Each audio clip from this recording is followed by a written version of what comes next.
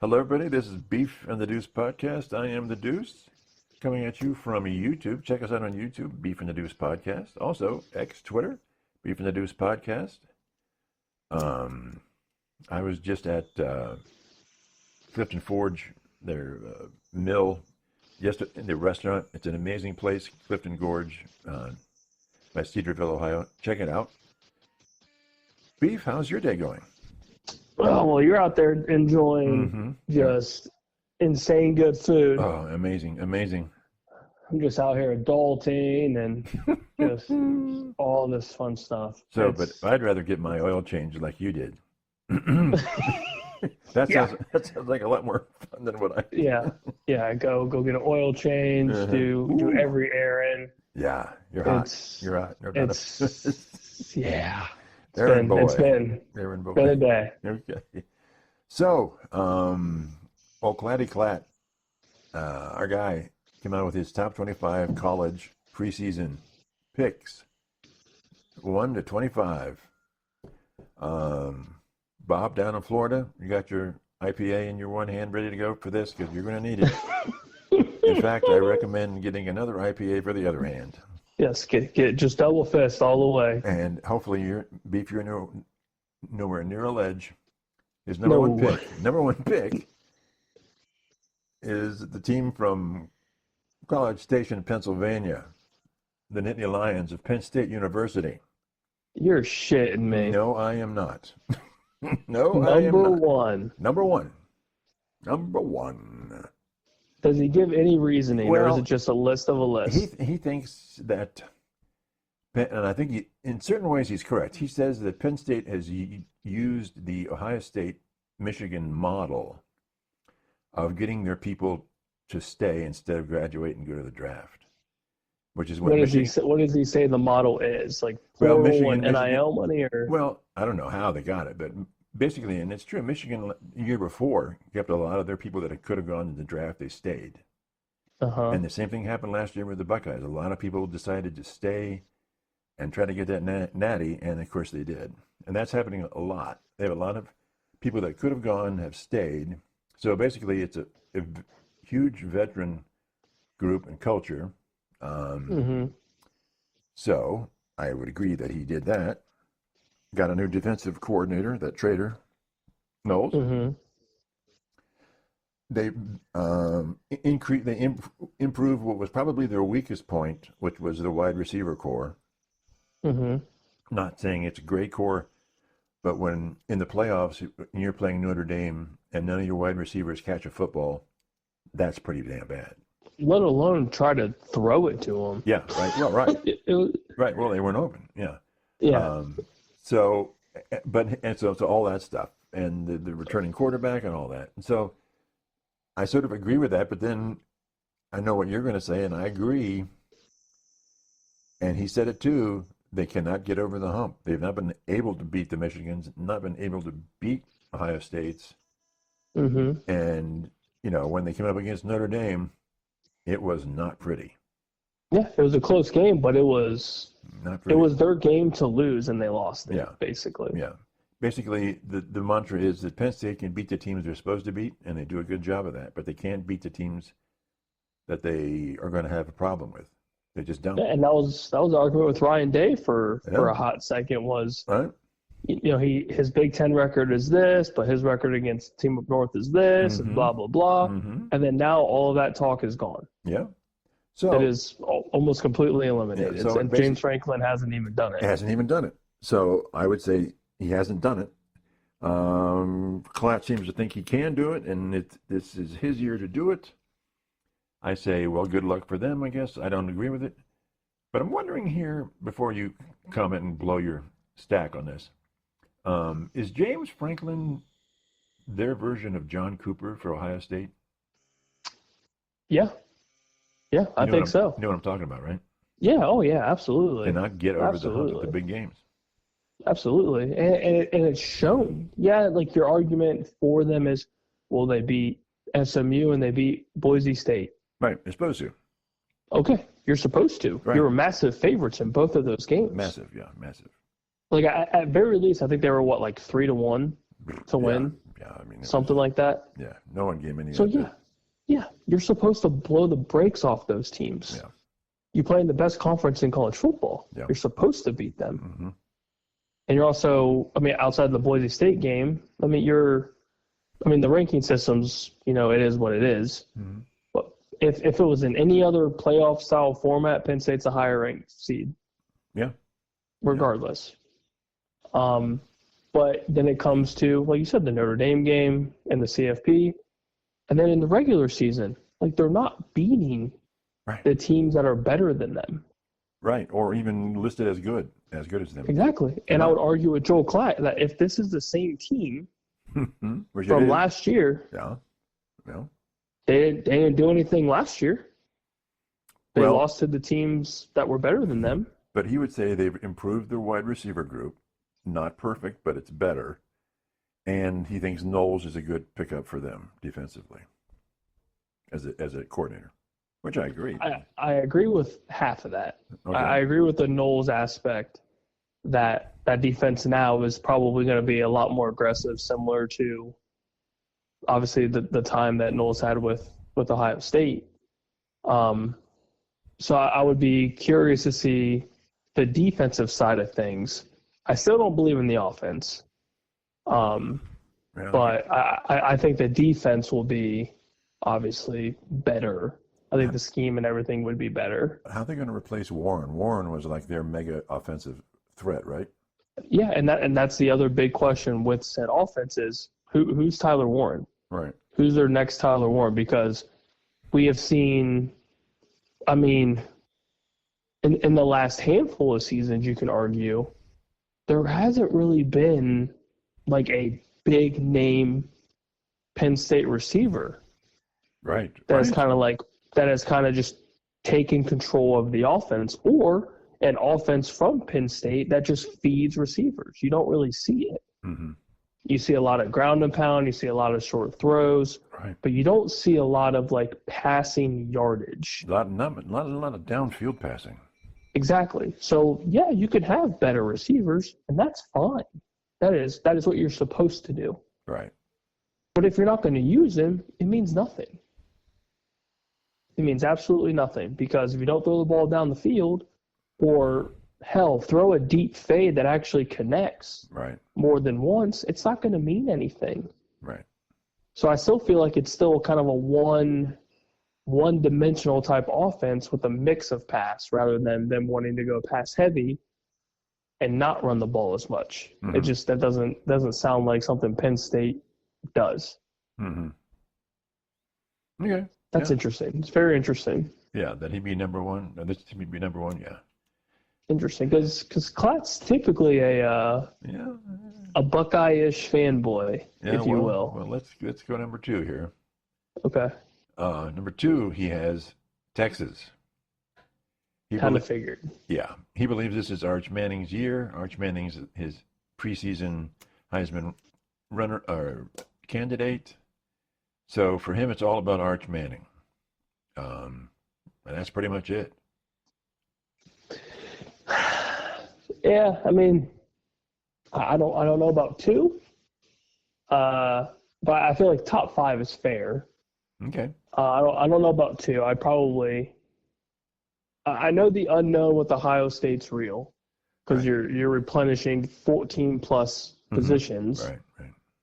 But it's still an Ohio State Ryan Day led team with top recruits in the country. Right. And two of the best players in college football there. All right. Well, hold this until, because they're number three. So give me some more on Texas. Okay. Give me some more. I guess the Arch Manning hype's probably real. I won't deny that. But they're also backfilling positions. They lost their receiver core. They lost their starting running back. Mm-hmm. They lost some defensive and offensive line help. Mm-hmm. So I mean, they're in the same boat as Ohio State. So I guess the tiebreaker is they believe Arch Manning's going to be better than Julian's saying. Yeah, and yeah. I mean, the sample is very small for Arch Manning, right? It's 2 games. Mm-hmm. So, do you think? Okay, give me your take on. Well, let's just go. Last week I was mentioning that the Texas Ohio State game, is this basically a referendum on the quarterbacks, and we sort of agreed that it was. Bob, our guy Bob, we love Bob, Florida Bob, said we're gonna kick Texas's something. So, which is why I love it. So anyway, so does the Sarkisian Day thing have anything to do with this? End of the day, they don't play; they're on the sidelines. I mean, I feel like you could argue anything plays into it. Right. Obviously, he wants revenge on Ryan Day for losing in the CFP, so that's obviously a thing. Yeah. So I would say, if anything, it's that. It's the revenge game for him, and then for Ryan Day, it's proving once again that he's the alpha. Right. So he's got Penn State and Texas, both teams having lost, and then Ohio State at number 3. And it makes It's so strange. I know. Well, the new quarterback, we don't know. Yeah. 14 players going to the NFL draft or being drafted. That's pretty amazing. So, but he would say we've got a good backfield, good running backs, and potential wise, and he goes. The thing about Ohio State is, and this is kind of amazing. 14 players were drafted in the NFL. And Ohio State still has the 2 best players in the nation. Yep. And he said that is just bizarre. Yeah, because typically they leave. They all leave. They all leave at the same time. Yeah. Yeah, because you typically don't have freshmen that just come out and do what they did. And with Caleb Downs doing the whole transfer aspect, he gained that year, so to speak, or however you want to do it.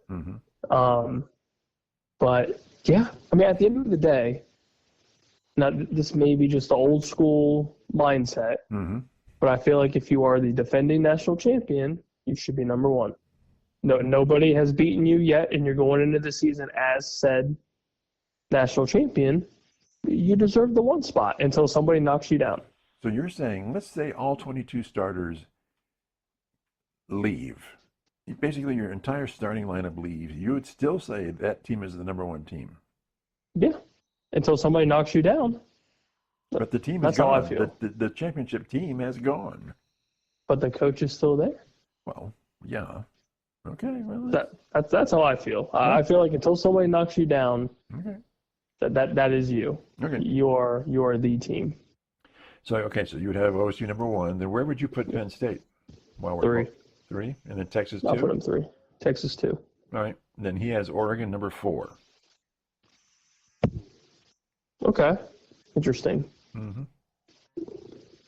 mean, all these teams are backfilling at least a handful of spots. Absolutely. Oregon's in the same boat. No, they all are. Everyone on this list is.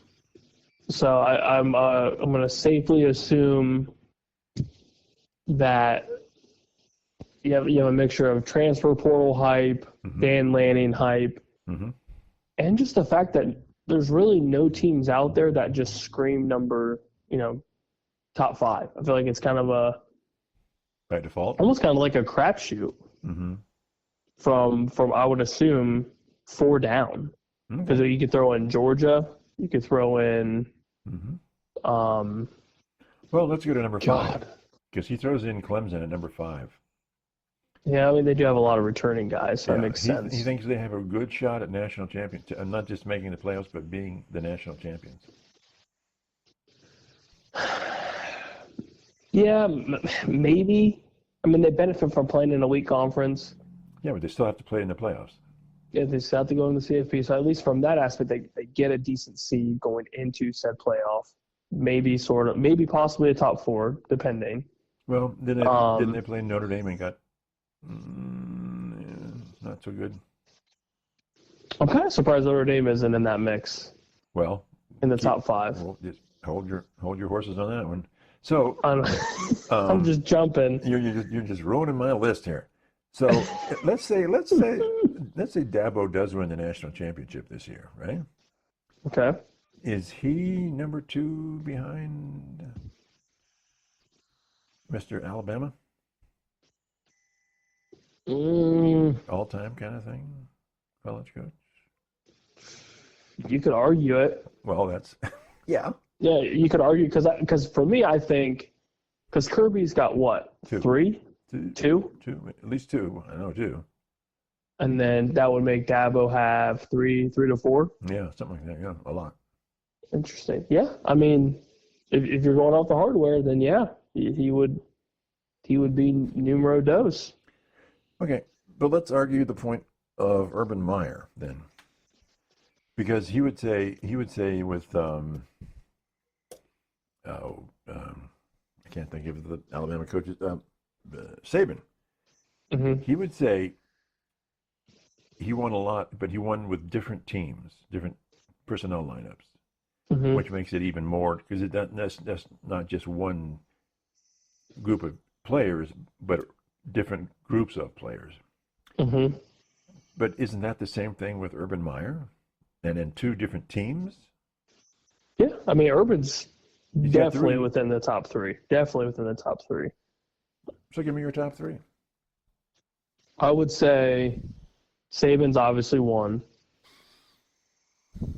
Urban two, and then you would Dabo having three. I would say Dabo because he has two with Trevor and then one with Deshaun.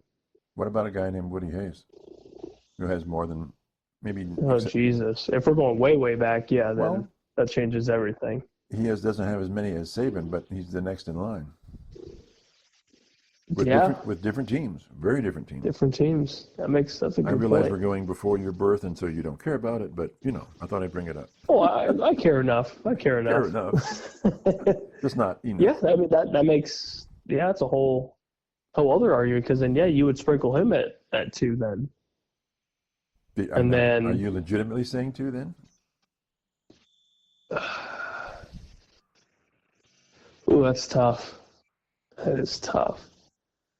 Yeah, I mean, yeah, I feel like you would have to, and then that would probably bump Urban down to three, and then you sprinkle in Dabo with three. Mm-hmm. Or four, whatever. Yeah, whatever it is, and then it's kind of a crapshoot from 4 or 5 down. Yeah, then it gets very interesting. Yeah, that makes sense. So you're thinking Saban, Hayes, Meyer, Sweeney. Yeah, I feel like it's a pretty fair list. I think so too. Good. I think it's pretty fair. All righty. So okay, then he has Notre Dame at number 6, then right below Clemson. Okay, that's fair. That's fine. So it's all about running the football, and they got a great offensive line. Mm-hmm. And this Jeremiah Love is a stud at running back. Oh, he's a freak. So he's an absolute freak. Is it the same formula from last year for Notre Dame? I mean, and yeah, I would say so because if it's not broke, don't fix it. Right. And they ran into the freight train that was the Buckeyes and held their own. Yeah, they did. They held their own to the very end. And they did it with good defense, solid running attack, and honestly just mediocre quarterback play. Right. But they play with a grit. They play hard. Yep. And Freeman's a hell of a coach. He's a good coach, dynamic coach. Very good. So I think that formula is perfect for them. It's Notre Dame football. Like you're not straying away from, what they typically are.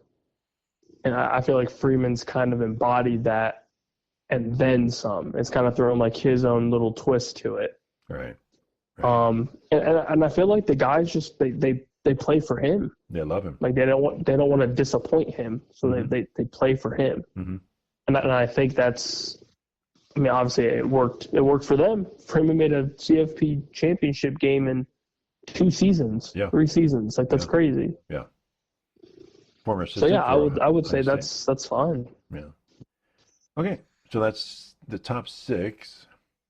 So so he has Penn State, Texas, OSU, Oregon, Clemson, Notre Dame. Give me your top 6. I would say Buckeyes, Texas, Penn State, Notre Dame, Clemson, Oregon. Okay. All right. Oops. So close. Yeah. Not too far off, but yeah, I'm still a firm believer of until you knock off the national champion, then you're there. Yeah, I kind of agree with at least Oregon at 6, and then bump up Notre Dame and Clemson. So. Yeah, that's fair. Okay. And he would have the next 7, 8, and 9 are SEC schools, and he thinks they're so close together but he's rating them as each team that has the better quarterback. So in other words, number 7 is going to have a better quarterback than 8, and then 9 will have the worst quarterback. Okay. So it's LSU 7, Georgia 8, Alabama 9, based on quarterback. That makes sense. I feel like that makes sense. There's a lot of hype with Nussmeier, obviously. Yeah, we talked about him a little bit. Yeah, he's super high on Nussmeier. And then you said Georgia and Bama. Right. You just don't know. Right. Like, exactly. You really don't know, and it sounds like there's a quarterback battle, if you will, with those two. So it's pretty unknown. Now, obviously, the program themselves, they'll be fine. Right. But like you said, with what Klatt's explanation was, you're just assuming who's going to have the better quarterback. Right. And then you give Kirby Smart kind of the heads up because he's Kirby Smart. He's Kirby Smart, yeah. Kirby Smart. Yeah, and the thing was, he was even saying, so Georgia had they won the SEC, made it into the championship round, but the problem was the bar is so high with Kirby right now that if you don't win the Natty, it's not a good year. It's a disappointment. It's a disappointment year, even though they had a tremendous year. Yeah. So, yeah, you're a victim of your own Same thing with Ryan Day. Right. Ryan Day deals with the whole thing. Right. Yeah, what he said is when you come to Ohio State, they say, we want you to win the national championship, right? Yep. Every year. As expectation. Every single year. Yeah. So you're good with 7, 8, and 9, LSU, Georgia, Alabama? Yeah, that's fair. Okay. You'll probably question this, but I'm kind of digging it. Illinois at number 10. I mean, you love your Bielema. Bielema. They've got an easy schedule this year. They've got a nice, favorable schedule, and 16 returning starters. Yep. So let's say you have a lot of players coming back. Head coach gets an extension. We talked about the easy schedule relatively recently. So it's kind of a recipe for success. At least well deserving of more than likely a top 10, because again, a lot of these schools are essentially rebuilding. Yeah. They're either losing starting quarterback or starting receivers and a running back. So I don't want to say it's kind of new, but for this season, I guess similar to maybe last year or the year before, there's a lot of unknowns. So there's a lot of not just, us basic dudes, but like analysts and everybody else that are just kind of spitballing and assuming like these teams are going to be relatively good because nobody truly knows. Right. Yeah. Yeah. Top 10 though, that kind of shocked me that it'd be top 10, but I love it. Okay, 11, South Carolina. Yeah, I mean, you've got returning starters. Obviously, you're returning your quarterback, which not a lot of these teams have. Correct. And he's big on whoever I forget the name of the quarterback. Sellers for Illinois. Sellers. For Illinois. Yeah. Oh, geez. Yeah, I can look it up, but yeah, he's big on that quarterback. It is Altmaier, Luke Altmaier. Yes. Yeah. He's pretty good. Played well last year, ended the year strong. Yeah. So obviously the hype is real for him coming into the season. Yeah. And there's pressure. There's pressure on that whole team and for Bielema. Yeah. To kind of prove at the end of the last season's hype is real. Yeah, 10 wins is getting up there. That's a big deal for being a kind of a middle of the pack. Yeah. Big Ten team. Mm-hmm. Okay, South Carolina. Yeah, that's fine. I don't hate it. They're going to be pretty interesting during conference play to see if they can live up to that. Without knowing their schedule off the top of my head. Mm-hmm. Well, it's going to be But it's the it's SEC. yeah, but I think the return of a multi-year starting quarterback is going to be beneficial for them. It's going to be how that SEC schedule fares for them, and if they can kind of hang with the big boys. Yeah, they were number 6, ended up 6 in the SEC at 9-4 last year. Okay. Well, yeah. I mean, I don't see them getting worse. I'll put it that way. Right. Okay. Number 12. Oh boy, here we go. He has the Michigan Wolverines at number 12. And here's his thought. With a lot of people having left, and now basically almost their entire second string from the year before playing, they beat Ohio State, and we can always talk about why. But in their bowl game, they pretty much dismantled Alabama. And I forget who else they played, and they beat them pretty maybe they pretty much throttled USC, which may not be a big thing. And they finished 8-5, so there's potential there. And he's saying it's with the second string, and they're coming back again, and that new quarterback. Interesting. 12. Mm-hmm. Huh. I think it's kind of high for my blood. Yeah, I know. But, it would be. But it kind of makes sense. Like the defense will be the biggest question for me. You lose your top corner, you lose your interior line for the defense. But outside of that, I mean, I feel like they didn't lose too much. So I guess keeping the majority of the kind of veterans on the team will help. Obviously, it helps with everybody. So I guess I kind of see his point. I'd be curious to see who's after them. Okay, well, let's stop at number 12 for just a second. In the top 12, there's one ACC team, Clemson, one independent, of course, Notre Dame, 5 Big Ten, 5 SEC. In the top half of, in other words, the top 6 of the top 12, we have 3 Big Tens, and basically the bottom half of is populated by the SEC, with the only one up there is number 2 at Texas. Everything else is South Carolina, Alabama, Georgia, LSU at 7. And then we have Illinois and Michigan at 10 and 12. So basically, the Big Ten is higher up in the 12 than the SEC. Does that make sense to you, or does that seem okay? Oh yeah, I mean Big Ten's running football right now. Top 4, he has top 4 at our 3 Big Ten teams. Yeah, that makes a ton of sense to me. So that doesn't surprise. The order might surprise you, but that number in there doesn't surprise you.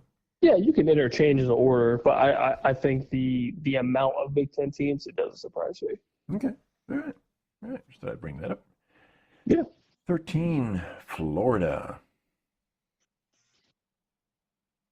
That did DJ Lagway. Yeah, I mean they finished the year pretty strong. Yeah. After starting off like an absolute dumpster fire. Yep.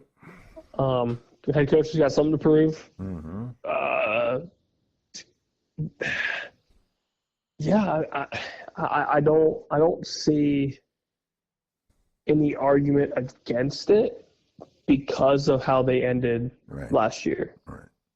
Okay. So now who knows if that's just a one-off, but yeah, I feel like returning a decent amount of starters is going to be beneficial to kind of keeping that team together and then kind of finishing what they started at the end of last year. So I feel like that kind of makes a little bit of sense to kind of have them in that top 15 with the way they ended. Well, let's then look at 14 through his list of 14 through 17. And that might maybe does help explain why Florida is at 13. So he's got 14. The next 4 teams are Big 12, Brigham Young, Arizona State, Kansas State, Iowa State. Does that help see why maybe he had Florida above them? Because at least Florida on that note is a little bit more well-rounded. And then notoriously Big 12 teams are not pretty decent offense, but no defense. Right. So they kind of filter out little by little, depending. Interesting, very interesting. So I think that's the first. So he is Brigham Young at 14. I think that's the first Big 12 team on the list so far, isn't it? Carolina, Michigan, Florida. I think you're right. Yeah. Yeah. So then, are you pretty cool with that? Brigham Young, Arizona State, Kansas State, Iowa State? Yeah. I mean, I feel like from Florida on, like I said before, even with like the 4 through 10, it's a crapshoot. Yeah, it's a lot of interchangeable parts. Iowa State still being that high after losing their top receivers is a little bit interesting to me. But I don't hate any of those teams, really. Kansas State usually kind of filters in somehow, some way. Always in the mix somewhere, yeah. Yeah, somehow, some way they're in there. BYU is always surprising because it's either they're good, or not, or they're not. Yeah. So, yeah, I mean, I don't hate it. Okay. Then number 18, Miami. I wonder if this is with or without Carson Beck. With Beck. Okay. But he says the big thing is he hasn't even thrown balls with the team yet. He said he's a veteran, obviously knows how to play football, but he hasn't played football with them yet. Yeah, so it's a big learning curve, and I'm not terribly impressed with them as is. But there's really nobody else up there. Right. So by default, you kind of get a top 20 ranking. Okay. Yeah. Because you're a noticeable name. Miami was relatively successful with Cam Ward last year, so they benefit from that. So yeah, I mean, I'm not a huge fan of the team, but I understand why they're there. Okay. So no surprise there for you. Yeah. Okay. 19, Texas A&M. So the Aggies are always there somewhere, and then they kind of fall off. Yeah, they start hot and then just but they've got a brutal schedule. They got a brutal run in the last half with the SEC. It's just murderous. So yep. So we'll probably see them fall off, but they always have decent teams. Okay. No. Not like above and beyond, but they put up a fight for a majority of their schedule. So does it relate at all to the fact that he has Ole Miss at 20 then? So you have Texas A&M 19, Ole Miss, 2 SEC teams at 20? No, I'm not surprised. I mean, Ole Miss they should be in the top 20. Right. His argument is you get Lane Kiffin and he always brings in talent, and he knows how to make him play no matter what. He's always got a good team. Yep, and a lot of Lane Kiffin teams are not outside the top 20, top 25. So I'm sure at some point throughout the season they will be making a push for the top 10. Do you see them upsetting a few of the top echelon of the SEC?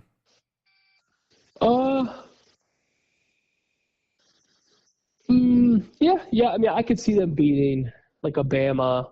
I can see them beating LSU, especially because with the Lane Kiffin offense, they put up a ton of offense, ton of points. Mm-hmm.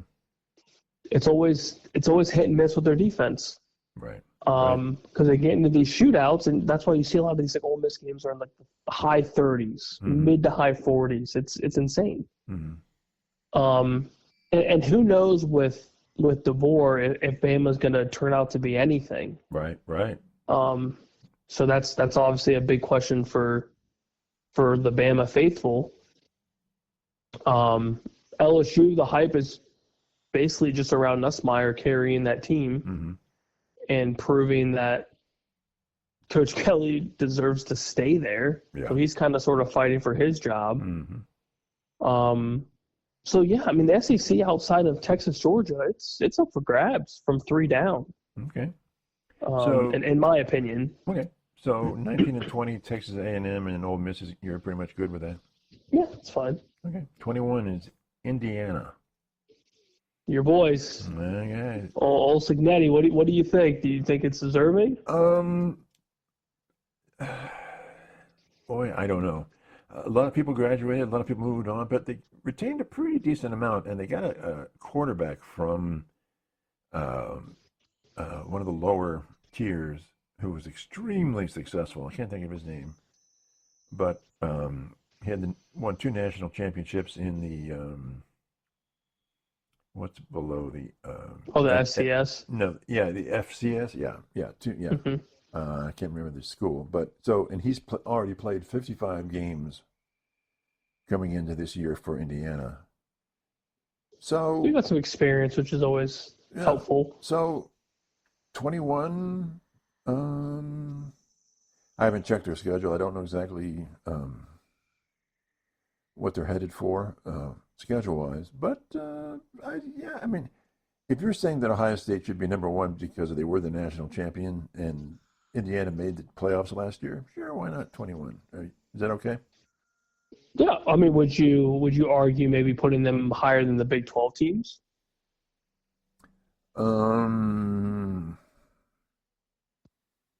Just with the recent hype with Signetti and what he's already done? Or would you say that basically restarting another year is a little too tough? I'd like to see one more year.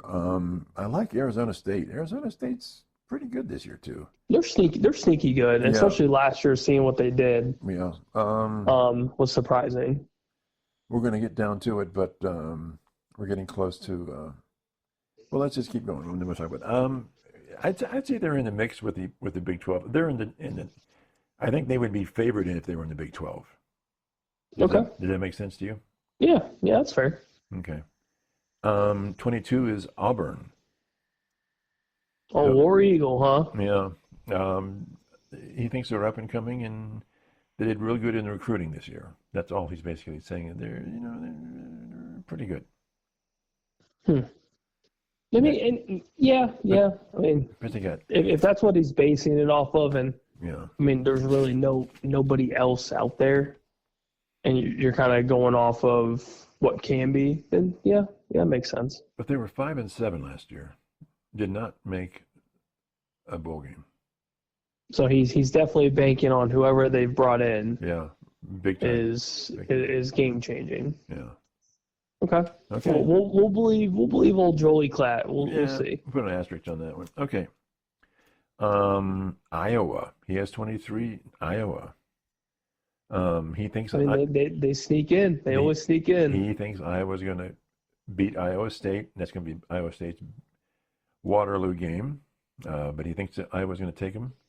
And he thinks they've got a pretty good quarterback this year. And basically, he's saying all they need to do is get a better quarterback. Not a great quarterback. They don't have to. No Heisman candidate, but they've always got a solid defense, and they can always run the rock. But they just can't get a quarterback.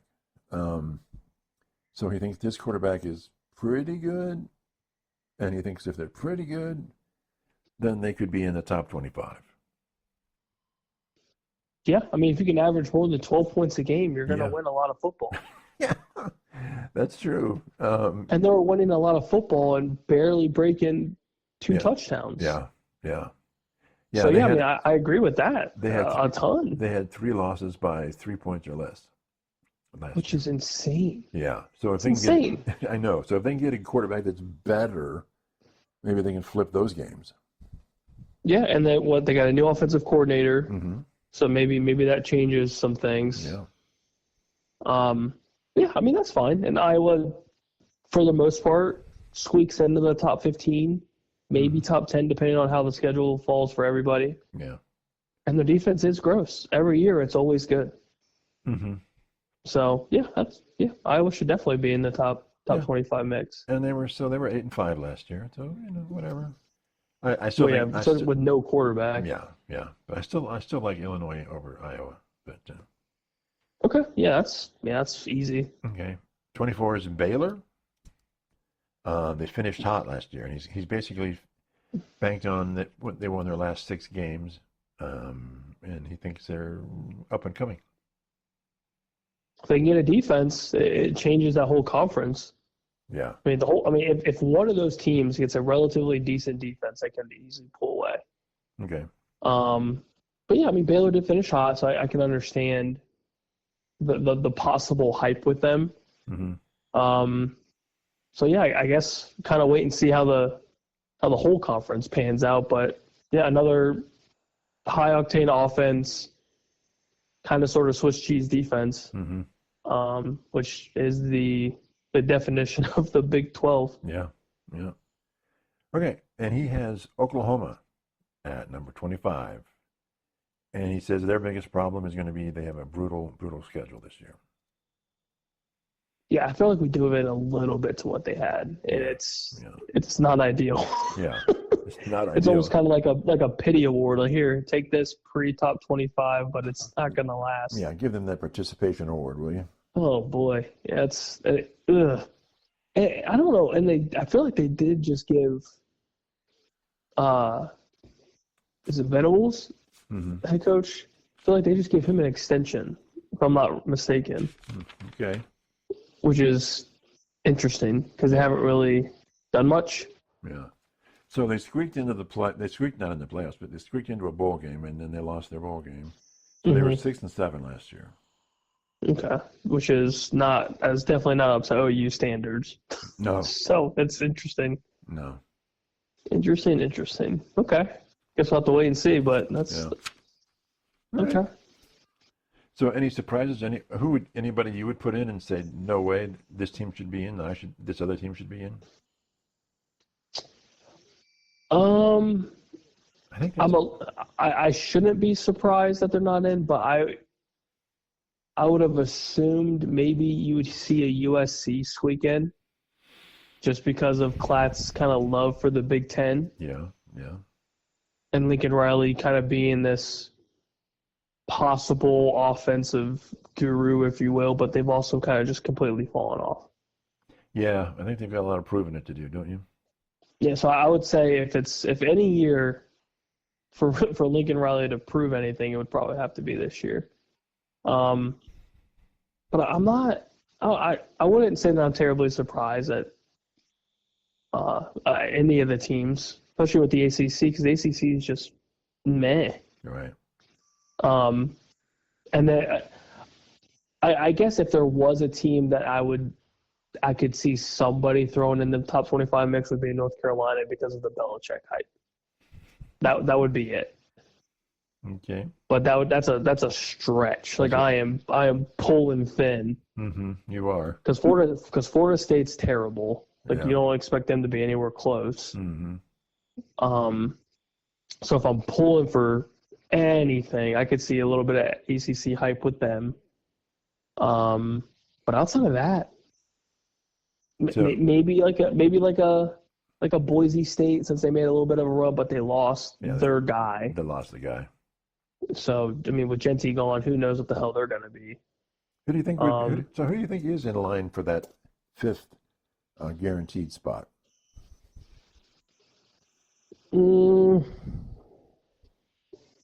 Interesting. From the the group of five? Yeah. I feel like by default it's it's probably Boise. Yeah, I would say probably out of the group, I would say Boise. Okay. Because I mean, typically they are above 500, Yeah. Yeah.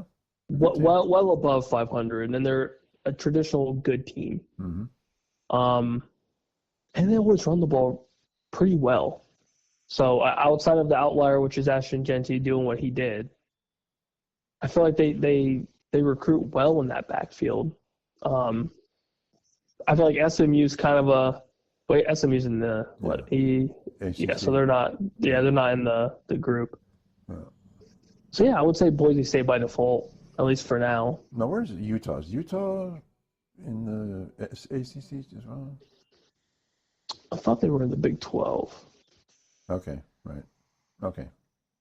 I'm still trying to get used to all of the conference realignment. I'm right there with you, man. So do you think they have, once they lost their big quarterback and stuff, they kind of fell off? Yeah, because Cam Rising's medically retired. Yeah. So like he's done. So yeah. And then I'd be curious to see what Colorado does with losing everyone that they did. Yeah. I guess that would be my biggest, if there's any team I would want to see kind of with their rebuild, if you will, it would be them. Now, I'd be very curious. Now, Klatt's a big Colorado fanboy. He must have really thought about it and left them out. So he must have not been impressed, right? Yeah, I mean, that entire team was two guys. Yeah. For the last 2 seasons. So the unknown's real for them. All right. Any news on switch to a little Pro Bowl? Anybody going to get a contract for the Dallas Cowboys lately? Anything? Oh, God, probably not. Not even a word, nothing? Probably not. It sounds like they're trying to, and they just haven't done anything. That means the Cowboys just aren't going to until they want to, right? Yeah, basically. Which is, it's absurd. Yeah. There's no reason behind it. And I'll never understand why Jerry does what Jerry does. I don't think anybody will. I mean, they made a splash with the Pickens trade, and then he took a vacation. I don't know. What's your take on the teams voting down the tush push or voting for to keep it? Barely, just barely. But it's still there. It's still there. But it goes to show. Why it should be banned, I guess, because and I've had this argument forever. It's technically, I by my standards and how I am interpreting the rules, it's illegal. Because until the ball carrier has a slight stop in their forward progress, you can't push them. At least that's what, from my understanding. And how that formation is formed, you've got 3 guys behind the quarterback, and they're just pushing the hell out of him forward. The second the ball touches his hands. I was watching Mark Schlereth this morning on Eisen, and he said a lot of times, because he's basically for it. He says it's a football play. He said a lot of times those other people are not pushing the quarterback; they're pushing the lineman. So they can get around that rule by just pushing the lineman and not the actual quarterback. And he's like, but it is sort of unstoppable. He said it's sort of unstoppable if you do it right. Yeah, because imagine if a team just does it the entire game. Right. Well, you're going to, but you're not going to get any more than maybe 2 yards out of it at most. Or it depends. I mean, the way Philly does it, I mean, Jalen Hurts is getting handfuls of yards. It seems like. Yeah. And when he looked at the teams that decided to keep it, it's a lot of NFC North. Oh, of course. The Browns. He said the Patriots but he said. It's teams that think they can do it. And he said, if you think you can do that, you want to run it. He said, brother, you want to run that play. I get it. And if you have a quarterback, you don't want Mahomes running that play, ever, Mm-hmm. ever running that play. So the Kansas City Chiefs are going to say, no, ban the play. Mm-hmm. So he's like, well, stop it if you can. He goes, And I see both arguments to it. yeah. It drives me insane because at some point, like during the Super Bowl, like there's a clip on YouTube that shows like Dallas Goedert and Saquon are just pushing Jalen Hurts through the second he touches the ball. Yeah. And I think by definition you can't do that. But they never get that penalty called. So you're saying they can't, unless his forward progress is stopped, they can't touch him? Yeah, so like, because my whole thing is like you think of an outside running back running to the outside. Mm-hmm. He kind of, gets tackled, gets pushed back a little bit, and then you see like the entire offensive line pushing him forward. Right. That's allowed because at some point his forward progress is being stopped, and then with that push, his momentum continues to go until he falls down or gets tackled or whatever. So at least for me, that I'm under the impression that has to happen before any sort of contact is made with the ball carrier. So in other words, it's like you can't just pick up the ball carrier, but three other teammates can't pick up the ball carrier and just run with him. Exactly. That's how I'm interpreting the rule. Mm-hmm. And some people, from what I've seen, think that's correct, and then I've seen others where it's like, no, that's wrong. But so I don't know the accurate answer or the correct answer. I will say that you can do that in rugby, right? I know it's rugby. Yes, rugby is a man's sport. But you can pick up that guy and run with him in your arms. I wouldn't want to be that. Wild. I wouldn't want to be that guy. Oh no, you're getting smoked. You're gonna get slaughtered. Just absolutely smoked. But Schlereth, of course, he's more of an old school. He's like, you need to control the line of scrimmage. The teams that control the line of scrimmage win the Super Bowl. Doesn't matter what happens. If they don't control the line of scrimmage, they're not going to win the Super Bowl. And that exactly. And that play is about dominating the line of scrimmage. Oh yeah, it's showing that our balls are bigger than yours. Absolutely.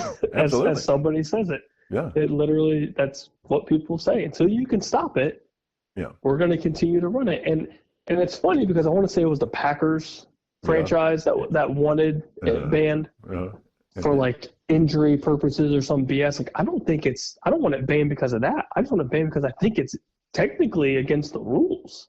And Schlereth would go, you're going to get injured in football. He said, you're not going to get any more injured in that play versus a quarterback sneak or anything. Oh, yeah. Anybody's going to get – I mean, if you choose to run the ball at a defensive player, you're going to get smoked. These are grown men. Yeah. He said, if you play football, no matter what the position, except maybe kicker, you have a 100% chance of being injured. You will be injured. You will be. Yes, you're going to get destroyed. So, but that's the game of football. So yeah, I don't disagree with him on that aspect. Did you see the I guess it was a tweet or whatever that the Eagles put out saying that they won, and then they had a photograph of the Eagles, and the team they were going against was the Packers. It's hysterical. It was just hysterical. In your damn face. Shut up. But they were absolutely trolling. It was good. I gave them, as much as I hate Philadelphia, I sat and laughed.